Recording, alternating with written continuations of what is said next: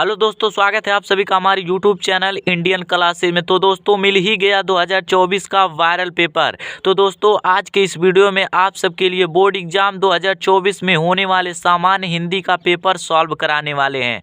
तो दोस्तों आज के इस वीडियो में आप सबको बताएंगे कि कौन पेपर कैसे आता है हिंदी का, कौन कितने नंबर का आता है और 2024 के बोर्ड एग्जाम में कौन कौन से प्रश्न महत्वपूर्ण है, कौन कौन से प्रश्न आएंगे। आज के इस वीडियो में पूरा आपको सॉल्यूशन के साथ बताने वाले हैं, क्योंकि दोस्तों ये 2024 का वायरल पेपर है, ठीक ना। दोस्तों आज की इस वीडियो में आप सबको ये अंदाजा लग जाएगा कि अब हमने अब तक कितना पढ़ाई किया, कितना पढ़ने की ज़रूरत है और जो मैंने पढ़ा क्या वो बोर्ड एग्जाम के दृष्टि से महत्वपूर्ण है, ठीक ना। तो आज की इस वीडियो 2024 का जो सामान्य हिंदी का पेपर है पूरा सॉल्व कराएंगे सॉल्यूशन के साथ। तो दोस्तों बता दें कि हिंदी का पेपर जो होता है 100 नंबर का होता है। उसमें अपना अनुक्रमांक लिखना होता है, नाम लिखना होता है। जो 302 IC दिख रहा है एक क्वेश्चन पेपर कोड होता है जो कि आपके कॉपी में, लिखित कॉपी में भरना होता है। वहाँ पे जो अध्यापक की ड्यूटी लगी रहेगी पूरा डिटेल आपको जानकारी देंगे, ठीक ना। और आप सबको बता दें 3 घंटा 15 मिनट आपको क्वेश्चन पेपर सॉल्व करने के लिए मिलता है, ठीक ना। दोस्तों जो कक्षा 12 का हिंदी का पेपर होता है ना वो 2 खंडों में होता है, एक खंड क एक खंड ख। खंड क में आपको 50 नंबर तैयार होंगे और खंड ख में भी आपके 50 नंबर तैयार होंगे, ठीक ना। तो दोस्तों जो खंड क में पहला प्रश्न आता है बहुविकल्पी प्रश्न। तो बहुविकल्पी प्रश्न में एकदम महत्वपूर्ण प्रश्न एकदम है, जान लीजिए यही आने वाला है 2024 के बोर्ड एग्जाम में। पहला है हिंदी का प्रथम उपन्यास है, ठीक ना। आप लोग कमेंट में बताते रहिएगा दोस्तों जो इसका जवाब है। हिंदी का प्रथम उपन्यास है, पहला ऑप्शन है गबन, दूसरा ऑप्शन है तितली, तीसरा ऑप्शन है परीक्षा गुरु, चौथा ऑप्शन है चित्रलेखा। तो जो हिंदी का प्रथम उपन्यास है वो है परीक्षा गुरु, ठीक ना। आपको ट्रिक लगा देना है परीक्षा गुरु। दूसरा है आवारा मसीहा के लेखक हैं यशपाल, विष्णु प्रभाकर, अमृत राय, मोहन राकेश। तो जो आवारा मसीहा के लेखक हैं वो है विष्णु प्रभाकर। आपको गलती नहीं करनी है दोस्तों, एक भी नंबर नहीं गलत करना है। एक क्वेश्चन सही करेंगे 1 नंबर मिलने वाला है। बूंद बूंद से घड़ा भरता है, ठीक ना। एक भी नंबर नहीं छोड़ना है आपको बोर्ड एग्जाम में। तीसरा प्रश्न है प्रेम सागर के लेखक है, पहला है मुंशी प्रेमचंद, दूसरा है लल्लू लाल, तीसरा है इंसा अल्लाह खां, चौथा है सदल मिश्र। तो प्रेम सागर के जो लेखक हैं वो हैं लल्लू लाल, ठीक ना। गलती नहीं करनी है आपको। फिर दोस्तों चौथा क्वेश्चन है क्या भूलूं क्या याद करूं आत्मकथा है, पहला है सुमित्रा नंदन पंत, दूसरा है डॉक्टर राजेंद्र प्रसाद, तीसरा है हरिवंश राय बच्चन, चौथा है रामधारी सिंह दिनकर। तो जो क्या भूलूं क्या याद करूं आत्मकथा है वो हरिवंश राय बच्चन की आत्मकथा है, ठीक ना। एकदम आसान है दोस्तों, याद कर लेना है मेरे द्वारा बताए गए महत्वपूर्ण बहुविकल्पी प्रश्न। फिर 5वां प्रश्न है दोस्तों परीक्षा गुरु के लेखक हैं, पहला है लक्ष्मण सिंह, दूसरा है हजारी प्रसाद द्विवेदी, तीसरा है श्रीनिवास दास, चौथा है सदल मिश्र। तो जो परीक्षा गुरु के लेखक हैं वो हैं श्रीनिवास दास। आपको कमेंट में जवाब देते रहना है दोस्तों, क्योंकि आप सबका तैयारी तो अब तक हो जानी चाहिए। अगर नहीं हुआ है तो अभी भी पढ़ने का समय है, अभी भी आप पढ़ सकते हैं। उसके बाद से क्वेश्चन दूसरा जो कि 5 प्रश्न आपको बताए, गद्य से 5 बहुविकल्पी आते हैं और पद्य से 5 बहुविकल्पी प्रश्न आते हैं। तो गद्य का हो गया, पद्य के 5 बहुविकल्पी प्रश्न आएंगे। तो पहला है तार सप्तक का प्रकाशन वर्ष है, तार सप्तक का प्रकाशन वर्ष 1951 या फिर 1943 में, 1857 में या फिर 1957 में। तो दोस्तों तार सप्तक को ट्रिक से आप सबको बताएं, ट्रिक से याद करना है। तार का मतलब 43 याद कर लेना है, तार का मतलब 43। तो तार सप्तक का प्रकाशन वर्ष है तो 1943 है, याद रखना है। बहुत ही महत्वपूर्ण क्वेश्चन है दोस्तों, अगर एक भी प्रश्न आप छोड़ेंगे तो 1 नंबर आपका चला जाएगा। फिर दूसरा है साहित्य लहरी के रचयिता हैं तुलसीदास, सूरदास, कबीरदास, भारतेंदु हरिश्चंद्र। तो जो साहित्य लहरी के रचयिता हैं वो हैं सूरदास, ठीक ना। उसके बाद से है आंसू के रचनाकार हैं जयशंकर प्रसाद, बिहारी, नरपत नालू, सदल मिश्र। तो आंसू के रचनाकार जयशंकर प्रसाद है, याद रखना हर एक प्रश्न का जवाब। उसके बाद से विनय पत्रिका के रचयिता हैं, पहला है तुलसीदास, अग्रदास, नंददास, नाभादास। तो विनय पत्रिका के रचयिता कौन है? तुलसीदास जी हैं। ठीक ना। आप 5 नंबर आपको गद्य से बता दिए, फिर 5 नंबर आपको पद्य से बता दिए, 10 बहुविकल्पी पूछा जाता है, 10 नंबर आपको मिल जाता है। ठीक ना। तो आप पूरा याद करेंगे तभी याद होगा। फिर है हिंदी का प्रथम कवि माना जाता है करहपा, सरहपा, सबरपा, देवेशसेन। तो हिंदी का प्रथम कवि जो माना जाता है वो सरहपा को माना जाता है। बहुत ही महत्वपूर्ण है। ठीक ना, याद रखिएगा। उसके बाद से दोस्तों आपको 2 प्रश्न क्लियर हो गया जो कि 10 नंबर का था। उसके बाद से दोस्तों जो तीसरा प्रश्न है, तीसरा प्रश्न आता है दिए गए गद्यांश पर आधारित निम्नलिखित प्रश्नों के उत्तर दीजिए। कि जो गद्यांश है इस पे जो भी प्रश्न पूछे गए हैं उत्तर दीजिए। 4 से 5 प्रश्न इस गद्यांश पे रहेंगे, 10 नंबर मिलता है। ठीक ना। तो अगर आप इस गद्यांश को सॉल्व करते हैं तो 10 नंबर मिलता है। देखिए, पृथ्वी और आकाश के अंतराल में जो कुछ सामग्री भरी है, पृथ्वी के चारों ओर फैली हुई गंभीर सागर में जो जलचर तथा रत्नों की राशियां हैं, उन सबके प्रति चेतना और स्वागत के नए भाव राष्ट्र में फैलने चाहिए। राष्ट्र के नवयुवकों के हृदय में उन सब के प्रति की नई किरणें जब तक नहीं फूटती तब तक वह सोए हुए के समान है। इस तरीके से आपको गद्यांश मिलेगा। गद्यांश को आपको सॉल्व करके लिखना होगा। ठीक ना। इसमें आपको 4-5 प्रश्न देखने को मिलेंगे। अगर आप उस प्रश्न का उत्तर लिखते हैं तो 10 नंबर क्लियर करते हैं। ठीक ना। पहला प्रश्न है, इस गद्यांश के पाठ और लेखक का नाम लिखिए कि किस पाठ से है और इसके कवि लेखक कौन है। ठीक ना। तो आप सबको बता दें, आप सबको पढ़ना है और देखना है इसमें किसका वर्णन हुआ है। आप सबको यहाँ पे राष्ट्र देखने को मिल रहा होगा, तो जान जाइएगा कि राष्ट्र देखने को मिल गया तो ये राष्ट्र के स्वरूप नामक पाठ से लिया गया है। और इसके जो लेखक हैं कौन हैं, डॉक्टर वासुदेव शरण अग्रवाल जी हैं। ठीक ना। तो इस तरीके से आप सबको रेखांकित अंश की व्याख्या करने का डिटेल जानकारी दिए हैं। आपको डिस्क्रिप्शन में लिंक मिल जाएगा हर एक वीडियो का, वहां से जाकर देख लीजिएगा। ठीक ना। तो इस गद्यांश का ऐसे लिखना है, हेडिंग डाल देना है उत्तर पहला, प्रस्तुत गद्यांश हमारी पाठ्य पुस्तक हिंदी के राष्ट्र के स्वरूप नामक पाठ से लिया गया है और इसके लेखक डॉक्टर वासुदेव शरण अग्रवाल हैं। आप इतना लिख देंगे, एक क्वेश्चन आपका हल हो जाएगा। फिर दूसरा है, रेखांकित अंश की व्याख्या कीजिए। कि जितना रेखांकित किया गया है इसका आपको व्याख्या करना है। ठीक ना। इतना आपको व्याख्या करना है कि उन सब के प्रति चेतना और स्वागत के नए भाव राष्ट्र में फैलने चाहिए। इसको आपको थोड़ा समझा कर लिखना है यार। तो लिखना है उन सब के प्रति चेतना और स्वागत का मतलब क्या होगा कि उन सब के प्रति आदर भाव, सम्मान, जानकारी के भाव राष्ट्र में फैलनी चाहिए। इस तरीके से आपको लिख देना है रेखांकित अंश की व्याख्या। फिर है, पृथ्वी के चारों ओर क्या फैला हुआ है, उसमें क्या मिलता है। तो आप सब यहाँ पर देखेंगे पृथ्वी के चारों ओर क्या फैला हुआ है। ठीक ना। तो पृथ्वी के चारों ओर गंभीर सागर फैले हुए हैं और उसमें क्या मिलता है, तो उसमें जलचर तथा रत्नों की राशियाँ मिलती है। इस तरीके से आपको जवाब मिलता रहेगा दोस्तों इसी रेखांकित अंश में।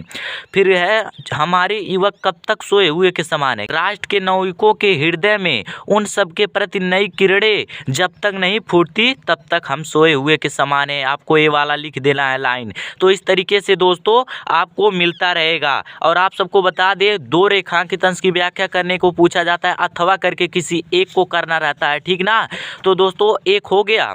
उसके बाद से दोस्तों यहाँ पे अथवा करके दूसरा पैराग्राफ मिलेगा।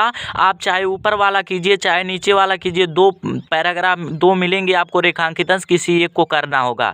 यहाँ पर भी दोस्तों आप लोग देख सकते हैं कि यहाँ पर भी एक रेखांकित अंश की व्याख्या करने को लिए दिया है। मगर उदास होना भी बेकार है, अशोक आज भी उसी मौज में है जिसमें आज से 2 वर्ष पहले था। कहीं भी कुछ नहीं बिगड़ा है, कुछ भी तो नहीं बदला है। बदला है तो मनुष्य की मनोवृत्ति, यदि बदले बिना वह आगे बढ़ सकती तो शायद वो अभी नहीं बदलती, और यदि वह न बदलती और व्यावसायिक संघर्ष आरंभ हो जाता, मशीन का रथ घर घर चल पड़ता, विज्ञान का सावेग धावन चल निकलता तो बड़ा बुरा होता। इस तरीके से आपको गद्यांश मिल जाएगा। इसमें आपको 4 से 5 प्रश्न देखने को मिलेंगे। आप इसको सॉल्व करेंगे 10 नंबर क्लियर हो जाएगा। यहाँ पर भी पूछा है लेखक के अनुसार किसमें परिवर्तन हुआ। ठीक ना। तो लिखेंगे लेखक के अनुसार मनुष्य की मनोवृत्ति में परिवर्तन हुआ। इस तरीके से लिख देना है। रेखांकित अंश की व्याख्या कीजिए। जितना आपको रेखांकित दिख रहा है इसका आपको व्याख्या करना है कि यदि बदले बिना वह आगे बढ़ सकती तो वह भी आज नहीं बदलती। तो इसको लिखेंगे अशोक का काम बिना बदले ही चल गया, क्योंकि अशोक के पाठ से लिया गया है। ठीक ना। तो अशोक का काम बिना बदले ही चल गया किंतु मनुष्य का काम नहीं चल सकता है। वही चीज़ यहाँ पे लिखा गया है कि अशोक का काम तो बिना बदले चल गया, लेकिन मनुष्य का काम बिना बदले नहीं चल सकता। अगर मनुष्य का काम चल सकता तो उसकी मनोवृत्ति नहीं बदलती, ठीक ना। इस तरीके से आपको रेखांकित अंश की व्याख्या कर देना। उसके बाद से अशोक आज भी उसी मौज में क्यों है, आपको यहाँ पे दिख रहा होगा अशोक आज भी उसी मौज में है। क्यों है? क्योंकि अशोक कहता है कि उदास होना बेकार है, ठीक ना, इसलिए वो उदास नहीं रहता, इसलिए आज भी वो मौज में है।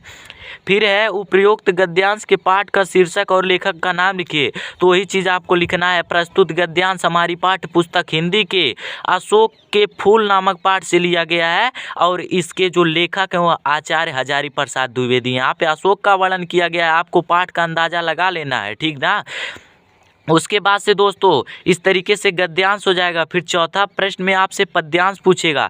दिए गए पद्यांश पर आधारित निम्नलिखित प्रश्नों के उत्तर दीजिए। यहाँ पे पद्यांश उस तरीके से पूछेगा। ये भी दोस्तों 10 नंबर के प्रश्न आएंगे, ठीक ना। यहाँ पर देखिए लिखा गया है पद्यांश। जाते जाते अगर पथ में कलांत कोई दिखावे तो जाके सन्निकट उसके कलांतियों को मिटाना, धीरे धीरे परस करके गात उत्ताप खोना, संदिग्धों से समृत जन को हर्षितों सा बनाना, ठीक ना। इस तरीके से आपको पद्यांश मिल जाएगा।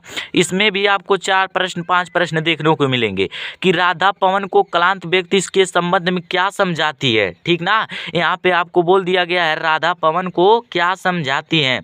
तो आप सबको बता दे कि राधा पवन को जो समझाती है कि हे पवन, अगर रास्ते में कोई, यहाँ पे जाते जाते अगर पथ में कलांत कोई दिखावे, इसका जो अर्थ है कि हे राधा बोल रही है हे पवन, अगर रास्ते में कोई थका हुआ मिले तो उसके पास जाकर उसकी थकान मिटाना, ठीक ना। इस तरीके से दोस्तों यहाँ पे यही उनको समझाती हैं, ठीक ना। उसके बाद से दूसरा है कलांतियों का अर्थ है, ठीक ना। कलांतियों का क्या अर्थ है? तो यहाँ पे जाते जाते अगर पथ में कोई कलांत कोई दिखावे, ठीक ना। कलांत मतलब थका हुआ व्यक्ति। आपको यहीं से अर्थ निकाल लेना है कि कलांत का मतलब हो गया थका हुआ व्यक्ति। वही राधा पवन को कह रही हैं कि हे पवन, रास्ते में कोई कलांत दिखावे अर्थात थका हुआ व्यक्ति मिले, ठीक ना। तो कलांत का अर्थ है थका हुआ व्यक्ति। उसके बाद से रेखांकित अंश का भावार्थ स्पष्ट कीजिए। धीरे धीरे परस करके गात उत्ताप खोना, संदिग्धों से समृद्ध जन से हर्षितों सा बनाना, ठीक ना। तो हे पवन, तू धीरे धीरे उसके अंगों को स्पर्श करना और अच्छी सुगंधों से उससे थकान मिटाना, कि जो थका हुआ व्यक्ति मिलेगा धीरे धीरे उसके अंगों को स्पर्श करना और उसको अच्छी अच्छी सुगंध देकर उसकी थकान को मिटा देना। राधा यही कह रही हैं पवन से, ठीक ना। तो आप सबको बता दे फिर है कि पाठ का शीर्षक और उसके कवि का नाम लिखिए ना। तो वहाँ पे राधा का वर्णन हुआ है, पवन का वर्णन हुआ है, अर्थात ये पवन दूतिका पाठ से लिया गया है, ठीक ना। पवन दूतिका पाठ के जो कवि हैं वो कौन है? अयोध्या सिंह उपाध्याय हरिऔध जी हैं। आपको याद रखना है इतना बातें। फिर अथवा करके देखने को मिलेगा दोस्तों, चाहे आप इसको कीजिए या फिर अथवा में जो दिया है उसको कीजिए, किसी एक को करना है, ठीक ना। कि मैं कब कहता हूँ जग मेरी दुर्घर गति के अनुकूल बने, मैं कब कहता हूँ जीवन मरु नंदन कानन का फूल बने, कांटा कठोर है तीखा है उसमें उसकी मर्यादा है, मैं कब कहता हूँ वह घट कर प्रांतर का ओझा फूल बने, ठीक ना। इसमें भी दोस्तों आपको 3-4 प्रश्न मिलेगा, ठीक ना। पहला प्रश्न है उपयुक्त पद्यांश का संदर्भ लिखिए। तो प्रस्तुत पद्यांश हमारी पाठ्य पुस्तक हिंदी के किस पाठ से लिया गया है मेरे भाई? तो आप सबको बता दे ये पाठ जो लिया गया है ये सच्चिदानंद हीरानंद वात्स्यायन अज्ञे के द्वारा जो लिखित है, मैंने आहुति बनकर देखा, उस पाठ से लिया गया है। क्योंकि उसमें कांटा का वर्णन किया गया है, कांटा का तीखापन का वर्णन किया गया है, एक फूल का वर्णन किया गया है, आप सबको बताए हैं, ठीक ना। तो इस पद्यांश का संदर्भ लिखिए। प्रस्तुत पद्यांश हमारी पाठ्य पुस्तक हिंदी के मैंने आहुति बनकर देखा नामक पाठ से लिया गया है और इसके जो कवि हैं, क्योंकि पद्यांश है ना तो कवि हैं वो हैं सच्चिदानंद हीरानंद वात्स्यायन अज्ञे। कवि किसकी कामना करते हैं, ठीक ना। कवि किसकी कामना करते हैं? तो कवि जो कामना करते हैं कि मेरे द्वारा बताए गए चीज़ों के कोई विरुद्ध ना रहे, इस प्रकार से आपको लिख देना। फिर रेखांकित अंश की व्याख्या करना है कि मैं कब कहता हूँ जग मेरी दुर्गल गति के अनुकूल बने, मैं कब कहता हूँ जीवन मरु नंदन कानन का फूल बने, ठीक ना। तो जो सच्चिदानंद हीरानंद वात्स्यायन अज्ञे जी हैं वो कहते हैं मैं कब कहता हूँ मेरे द्वारा बनाए गए नियमों का कोई विरुद्ध करे, मेरे द्वारा बताए गए कामों के कोई विरुद्ध करे, और मैं कब कहता हूँ जीवन मरु अर्थात जीवन के मरुस्थली में वह फूल बनकर खिले। ठीक ना, इस प्रकार से आपको रेखांकित अंश की व्याख्या कर देना है। उसके बाद से दोस्तों आपसे फिर प्रश्न एक मिलेगा, क्योंकि आप सबको बताए हैं कि 4 से 5 प्रश्न देखने को मिलेगा। ठीक ना, तो दोस्तों जो फिर चौथा प्रश्न है वो है कांटा कठोर है तीखा है उसमें उसकी मर्यादा है, इसका आशय स्पष्ट कीजिए।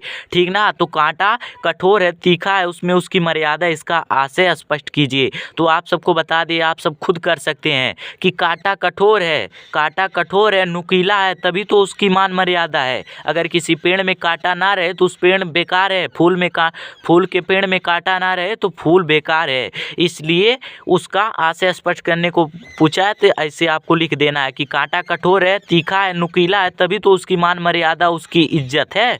इस तरीके से आपको लिख देना है।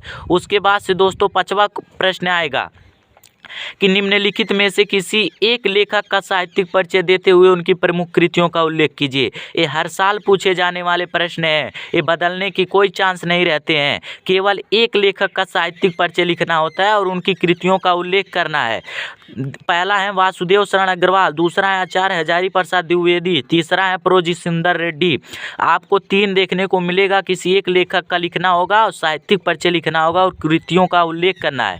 अगर आप भी साहित्यिक परिचय लिखना नहीं जानते तो डिस्क्रिप्शन में लिंक मिल जाएगा, वहाँ से जाके अच्छे तरीके से समझ लीजिए साहित्यिक परिचय किस तरीके से लिखा जाता है, क्योंकि आप सही से लिखेंगे तभी आपको 5 नंबर मिलेगा, वैसे नहीं मिलेगा।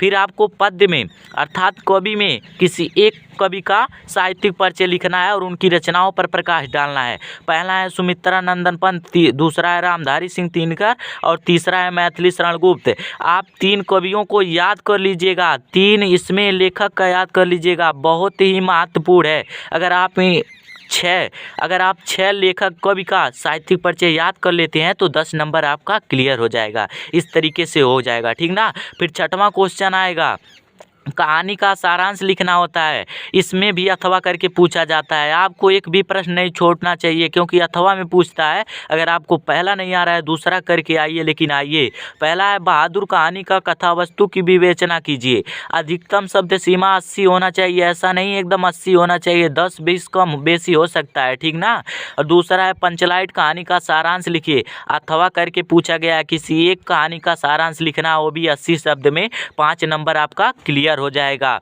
ठीक ना, तो 2 कहानी आपको याद कर लेना, एक बहादुर एक पंचलाइट। उसके बाद से दूसरा है स्वपठित खंड काव्य के आधार पर किसी एक खंड के एक प्रश्न के उत्तर दीजिए।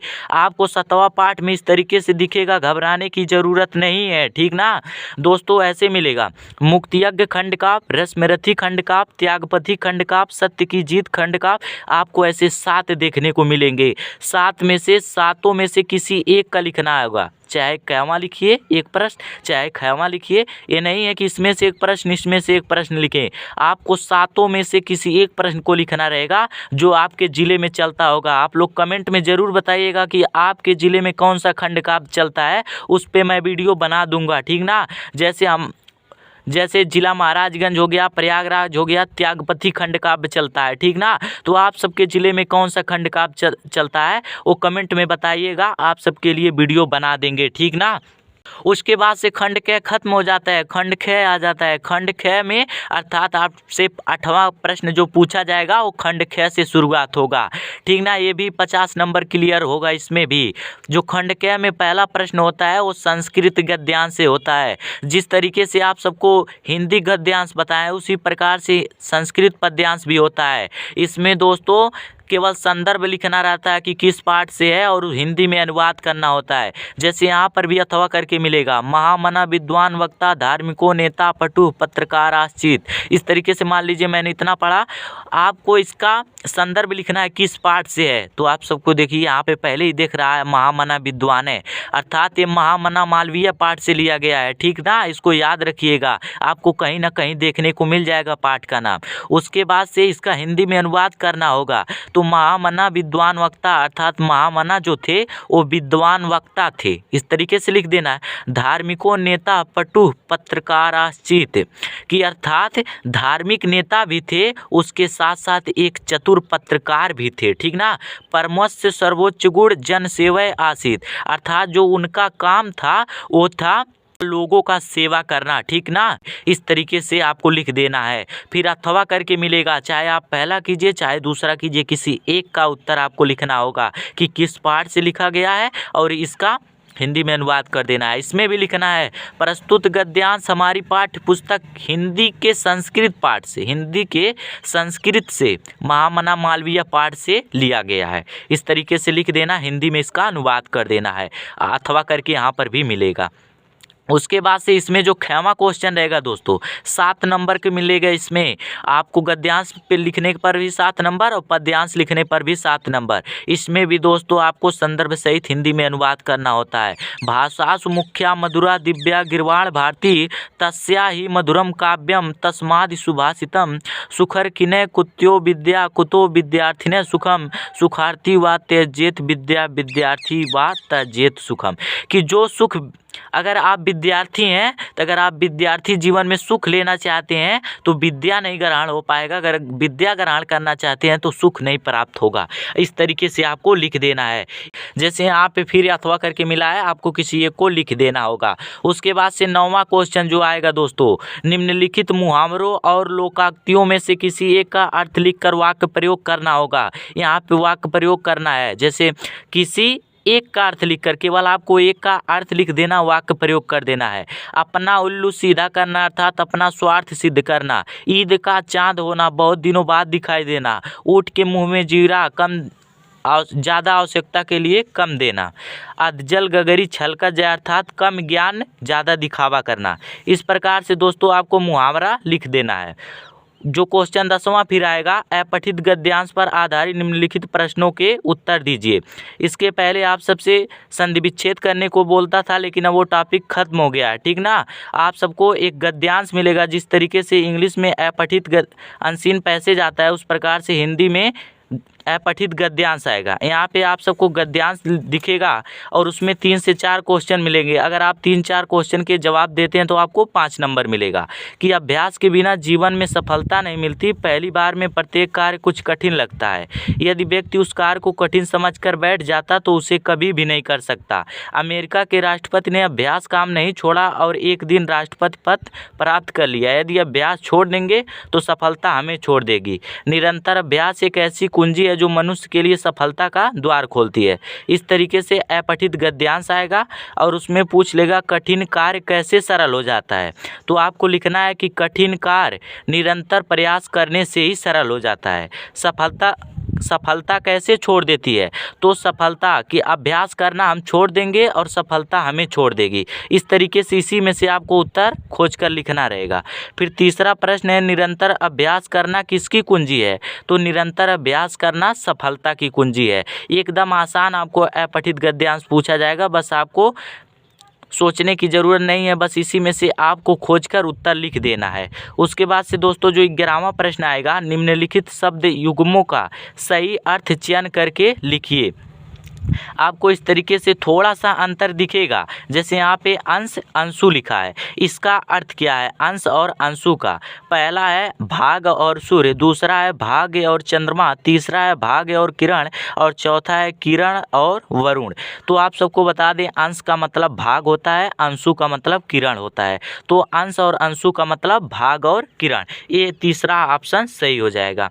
उसके बाद से फिर पूछेगा कि अनल और अनिल का मतलब क्या है, ठीक ना। अनल और अनिल का मतलब दूध और दही, हवा और पानी, जल और आग, फिर चौथा है आग और हवा। तो आप सबको बता दें अनल का मतलब आग होता है और अनिल का मतलब हवा होता है, ठीक ना। तो इसका जो अनल और अनिल का मतलब होगा वो होगा आग और हवा, चौथा ऑप्शन सही है। थोड़ा थोड़ा अंतर होता है आपका, ठीक ना, थोड़ा थोड़ा अंतर इसमें देखने को मिलेगा। उसके बाद से दोस्तों 6वां प्रश्न जो आएगा, निम्नलिखित शब्द युग्मों में से किसी एक शब्द के 2 अर्थ लिखना होता है, ठीक ना। एक शब्द का केवल जैसे 4 शब्द दिखा है आपको, 4 शब्द नहीं, किसी एक शब्द का 2 अर्थ लिखना है। जैसे अंबर, पतंग, पयोधर, अमृत। तो आप सबको बता दें अंबर का मतलब हो जाएगा आसमान, आकाश, ठीक ना। और पतंग का मतलब हो जाएगा पक्षी, नाव। पयोधर का मतलब हो जाएगा बादल या जलचर। अमृत का मतलब हो जाएगा दही या घी, दही को भी अमृत कहते हैं, घी को भी अमृत कहते हैं। तो इस प्रकार से आपको किसी एक शब्द के 2 अर्थ लिखना रहेगा, ठीक ना। उसके बाद से 11वां जो क्वेश्चन आएगा, निम्नलिखित वाक्यांशों के लिए किसी एक शब्द का चयन करके लिखना होगा, ठीक ना। जैसे सबसे पहले गिने जाने वाला, कि सबसे पहले गिने जाने वाले संख्या को हम एक शब्द में क्या कह सकते हैं। पहला ऑप्शन है अग्रगण, दूसरा है अनंत, तीसरा है अनगिनत। तो सबसे पहले गिने जाने वाली संख्या को हम अग्रगण कहते हैं, ठीक ना। इस तरीके से होता है। फिर इसमें जो दूसरा प्रश्न है, जिसका कोई शत्रु ना हो उसे एक शब्द में क्या कहते हैं। अजन्मा, अजात शत्रु, जात शत्रु। तो जिसका कोई शत्रु ना हो उसको एक शब्द में अजात शत्रु कहते हैं, ठीक ना। उसके बाद से 11वां क्वेश्चन दोस्तों आएगा इसमें, कि निम्नलिखित में से किन्हीं 2 वाक्यों को शुद्ध करके लिखना होगा, ठीक ना। जैसे 4 वाक्य लिखा गया है, किसी 2 वाक्य को शुद्ध करके लिखना है। कि तुम तो कुर्सी पर बैठे हो, तो यहाँ पे कर लिख देना है तुम कुर्सी पर बैठे हो, थोड़ा सम्मान पूर्वक, ये सही हो जाएगा वाक्य। तो हटा देना तुम कुर्सी पर बैठे हो, और इस चिन्ह को इस तरीके से पूरा खींच देना है। इस सरोवर में अनेकों कमल खिले हैं, इस सरोवर में अनेक कमल खिले हैं, इस तरीके से लिख देना है। उसके बाद से दोस्तों जो 12वां क्वेश्चन आएगा, 12वां क्वेश्चन में रस छंद अलंकार पूछा जाएगा, ठीक ना। तो 12वां के पहले प्रश्न में आएगा, हास्य रस अथवा वीर रस का लक्षण सहित एक उदाहरण लिखिए। कि अर्थात हास्य रस या वीर रस, किसी एक रस का आपको परिभाषा देना है और उसका उदाहरण लिखना है, ठीक ना। 2 नंबर मिलेंगे। श्लेष अलंकार अथवा रूपक अलंकार का लक्षण सहित उदाहरण लिखिए। अर्थात श्लेष अलंकार की परिभाषा लिखिए या फिर रूपक अलंकार की परिभाषा लिखिए और उसका उदाहरण भी लिखिए, आपको इसमें भी 2 नंबर मिलेगा। रोला अथवा सोठा छंद के लक्षण सहित उदाहरण लिखिए। कि रोला या सोठा किसी एक का परिभाषा लिखना है और उसका उदाहरण लिखना है, 2 नंबर क्लियर हो जाएगा। फिर 13वां प्रश्न है, मोहल्ले की सफाई है तो स्वास्थ्य अधिकारी को पत्र पूछा जाता है 13वें प्रश्न में, जो कि 6 नंबर का टॉपिक रहता है, ठीक ना। तो आपको केवल 2 पत्र याद कर लेना है। पहला है मोहल्ले की सफाई है तो स्वास्थ्य अधिकारी को एक पत्र और एक अथवा करके मिलेगा, किसी एक पत्र को लिखना रहेगा, ठीक ना। उसके बाद से दूसरा जो है, किसी बैंक के प्रबंधक को व्यवसाय करने हेतु ऋण प्राप्ति के लिए आवेदन पत्र लिखिए। किसी 2 पत्रों में से किसी एक पत्र का आपको उत्तर देना होगा। आप दोनों पत्र याद कर लीजिएगा, बहुत ही महत्वपूर्ण है, ठीक ना। उसके बाद से दोस्तों जो 14वां क्वेश्चन, जो कि क्वेश्चन पेपर का सबसे अंतिम क्वेश्चन होता है, कि निम्नलिखित विषय में से किसी एक पर अपनी भाषा शैली पर निबंध लिखिए, ठीक ना। 9 नंबर मिलते हैं आपको। और यहाँ पे सबसे कमाल की बात ये है कि बोलता है अपनी भाषा शैली में, अर्थात अपने भाषा में पत्र लिखिए, एकदम आसान भाषा में। आपसे 4 पत्र इस तरीके से देखने को मिलेगा कि जो 2024 के बोर्ड एग्जाम में सबसे महत्वपूर्ण निबंध है वो है मेरे प्रिय कवि, और भ्रष्टाचार के कारण और निवारण, और तीसरा है बेरोजगारी की समस्या, और चौथा है बढ़ती जनसंख्या। आप 4 निबंध लिख लेंगे तो और याद करने की जरूरत नहीं पड़ेगा। तो दोस्तों आप सबको जितना भी टॉपिक बताए हैं, हर एक टॉपिक पे अगर आपको डिटेल जानकारी प्राप्त करनी है तो डिस्क्रिप्शन में लिंक मिल जाएगा, वहां से जाकर वीडियो देख सकते हैं। तो दोस्तों उम्मीद करता हूँ ये वीडियो आपको पसंद आया हो। अगर वीडियो पसंद आया हो तो लाइक कर दीजिएगा, मेरे चैनल पे नए आए हो तो मेरे चैनल को सब्सक्राइब कर दीजिएगा, और दोस्तों के पास शेयर जरूर कर दीजिएगा, क्योंकि दोस्तों 2024 का ये वायरल पेपर है। 22 फरवरी को ये पेपर जरूर होगा, ठीक ना। और दोस्तों आप सबके लिए हर रोज एक नए मॉडल पेपर, वायरल पेपर आप सबको सॉल्व कराने वाले हैं, क्योंकि दोस्तों हिंदी में 100 में 99 लाने का पूरा गारंटी है।